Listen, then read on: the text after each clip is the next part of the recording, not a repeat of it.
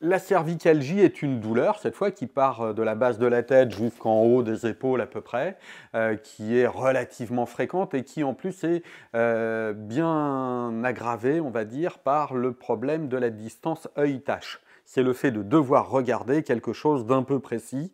Et quand je dois regarder quelque chose d'un peu précis, eh bien, j'ai naturellement une tendance à rapprocher. Le fait de rapprocher comme ça va avoir des effets mécaniques finalement au niveau cervical. Et là, on retrouve dans votre profession, eh bien, typiquement le fait de devoir aller regarder des points particuliers. Et puis en plus, on peut avoir des différences entre les dents du bas et les dents du haut et qui peut créer ainsi de l'inconfort. Un de nos enjeux, ça va être justement de peut-être un peu modifier le réglage de poste de travail, mais nous pouvons aussi modifier notre posture et faire en sorte de pouvoir éviter l'installation, l'apparition puis l'installation de raideurs au niveau thoracique et en même temps au niveau cervical. Et pour cela, nous allons vous donner des mouvements à type d'étirement, à type de gain d'amplitude pour maintenir votre mobilité.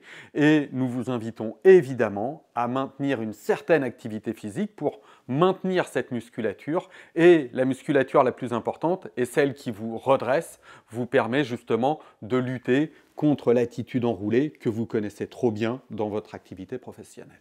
Pour les cervicales, vraiment, on est sur un problème lié à l'enroulement. Et là, enroulement au niveau cervical haut et cervical bas. Cette flexion permanente étire les muscles de derrière, met en tension les ligaments, met en tension la musculature et en même temps crée un raccourcissement permanent des muscles de devant.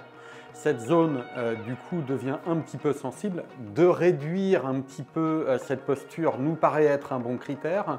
Mais évidemment, on voit bien qu'on est sur un problème de vue et de pouvoir accéder vraiment aux dents qui posent problème. Dans ce cadre-là, nous pouvons vous conseiller l'utilisation de loupes pour augmenter finalement votre champ visuel et ainsi avoir un meilleur accès à la zone de travail. Pour ce premier mouvement qu'on va appeler la rétraction, l'idée c'est de fixer un point droit devant vous et vous allez chercher à reculer la tête par rapport aux épaules. Voilà, très bien.